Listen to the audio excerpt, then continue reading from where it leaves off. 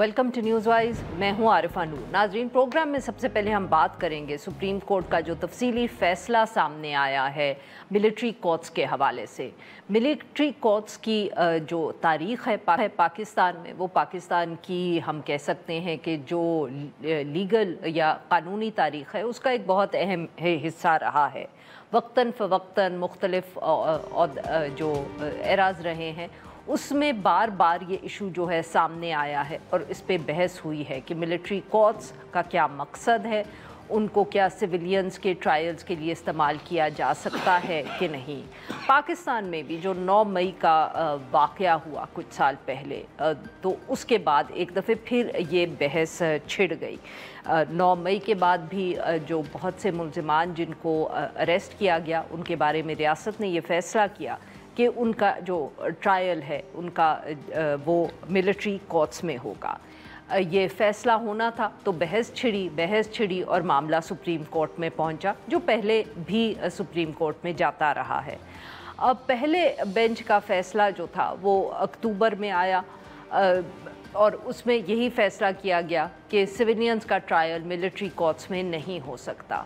इस फ़ैसले को हुकूमत ने चैलेंज किया था और ये चैलेंज जब सुना गया तो तब तक कॉन्स्टिट्यूशनल बेंच बन चुका था, 26वीं आईनी तरमीम पास हो चुकी थी और जो कॉन्स्टिट्यूशनल बेंच था उसने न सिर्फ ये अपीलें मंजूर की बल्कि जो पिछला अक्टूबर का फ़ैसला था उसको कलअदम भी करार दे दिया।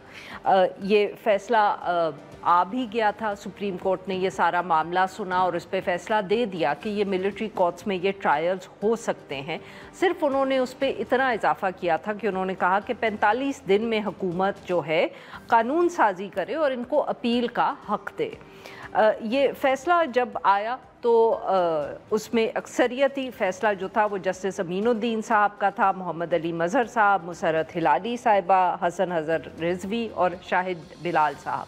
ये इनकी तरफ से था। मंदोखेल साहब, जमाल मंदोखेल साहब और नईम अख्तर अफ़गान साहब, उन्होंने इस फ़ैसले से इख्तिलाफ़ किया। ये तफसीली फ़ैसला जो है गुज़िश्ता रोज़ जारी हुआ है और इसमें उन्होंने वही बात की है कि हुकूमत को 45 दिनों में कानून साजी करने का हुक्म दिया है। ये भी कोई अनहोनी बात नहीं है क्योंकि जब ये सारा केस सुना जा रहा था तो बार बार जो अटॉर्नी जनरल थे जो हुकूमत की तरफ से पेश हो रहे थे,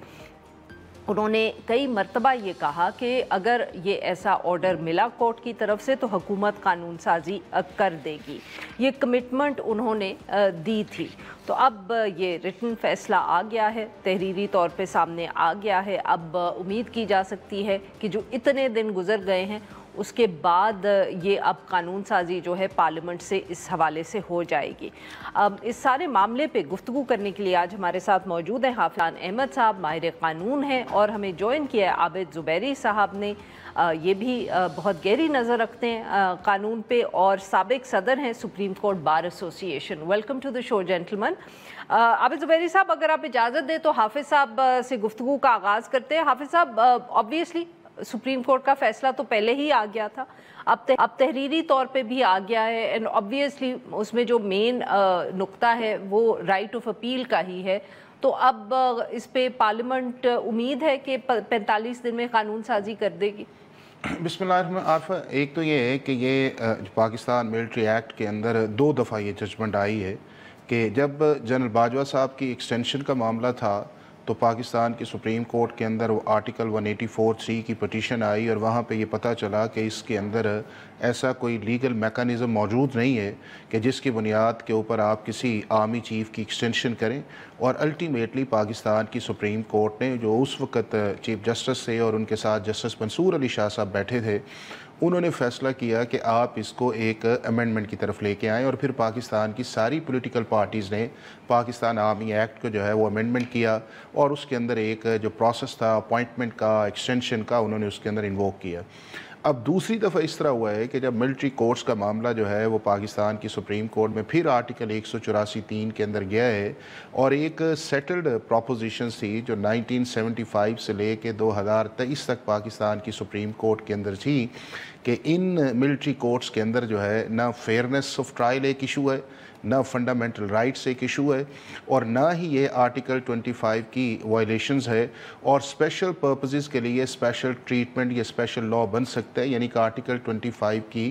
وائلیشن اس کے اندر نہیں ہے۔ اب وہ کنسسٹنٹ ویو جو پاکستان کی سپریم کورٹ نے 75 کے اندر ایف پی ایل ای میں 1996 کے اندر شاہدہ ظہیر کے اندر، پھر 2008 کے اندر، پھر 2015 کے اندر ڈسٹرکٹ بار ایسوسیشن اور پھر 2017 کے اندر سید زمان کا ایک کیس تھا جو ultimately international court of justice نے بھی پاکستان کے ملٹری کورٹس کے اس پروسیس کو فیئر کا، اور انہوں نے کہا کہ وہ ساری چیزیں جو ایک ٹرائل کے اندر ہیں وہ اس کے اندر اویلیبل ہیں، اور وہاں کے اوپر صرف بات اتنی تھی کہ independent external right of appeal جو ہے وہ ملنا چاہیے۔ تو وہ میں سمجھتا ہوں کہ پاکستان کی سپریم کورٹ کے اندر جب یہ بات آئی ہے تو اگر ایک اپیل تو آگے اویلیبل تھی، بٹ وہ شکل تھا آپ کا ریٹ جورسڈکشن کے اندر کہ آپ کے پاس تھا لیکن ایک لمیٹڈ سکوپ تھا۔ اب رائٹ آف اپیل جو ہے اس کے اندر آپ کا ایک بڑا سکوپ آ گیا، اور یہی ایک بنیادی آرگومنٹ بھی تھا ان ٹرائلز کو کالعدم کرانے کے لیے کہ چونکہ ایکسٹرنلی جوڈیشری کا رول جو ہے وہ اویلیبل نہیں ہے، صرف لمیٹڈ ہے۔ لیکن اس کے ساتھ ساتھ جو ایک چیز میں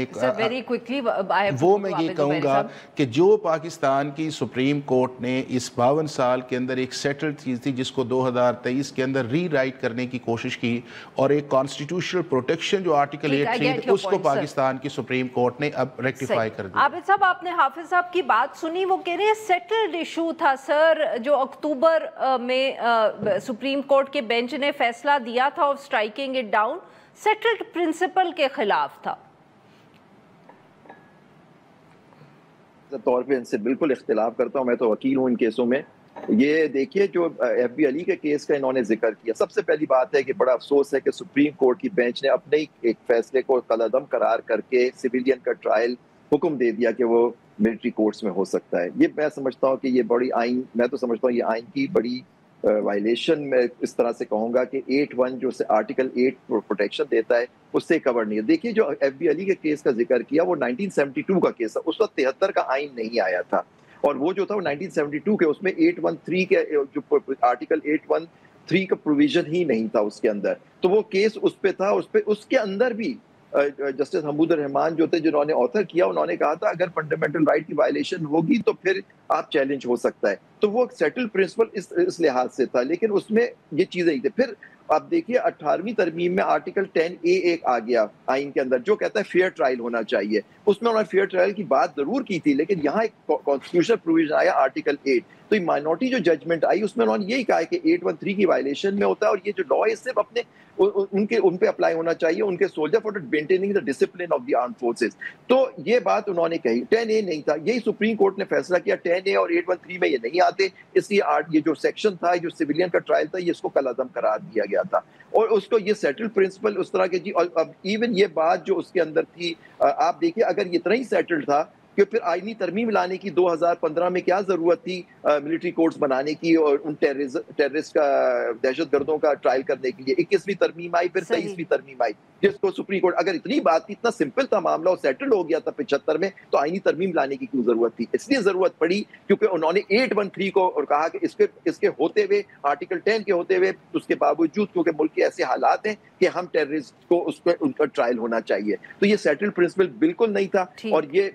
اچھا، دوسری بات، سب سے امپورٹنٹ بات میں نے پوائنٹ آؤٹ کیا تھا اپنے آرگیومنٹس میں، کیونکہ 4 دفعہ اٹارنی جنرل نے انڈر ٹیکنگ دی جب کیس پہلی دفعہ چل رہا تھا، بینچ جس کا آرڈر ریزرو سیٹ اسائڈ کیا کہ جی ہم گورنمنٹ سے کہتے ہیں ہم اپیل کا رائٹ دے دیں گے، ہم ان ملزمان کو اپیل کا رائٹ دے دیں گے۔ 4 دفعہ وہ ججمنٹ میں کوٹڈ ہے، میں نے وہ پیسیجز دکھائے۔ آج دیکھیے 45 دن کا انہوں نے ٹائم دیا تھا، مئی میں فیصلہ آیا ہے، آج ہم ہو گئے ستمبر کے آخر میں آ گئے، 135 سے 140 دن ہو چکے ہیں، اور اب دیکھیے خود ابھی یہ ججمنٹس یہ دیتے ہیں کہ جی ہمارا تو اختیار ہی نہیں ہے، ہم تو ڈائریکشن ہی نہیں دے سکتے سپریم کورٹ کو کہ پارلیمنٹ کو کہ آپ قانون سازی کریں، تو کس طرح سے آپ کریں؟ دیٹ مینس سپریم کورٹ نے بھی ریئلائز کیا ایون اس بینچ نے کہ جی اپیل کا رائٹ ہے سپریم کورٹ میں، تو یہ کہاں سے سیٹلڈ پرنسپل تھا؟ جی سر، یہ ایشوز ہم حافظ صاحب کے پاس لے کے جاتے ہیں، but after a very short break.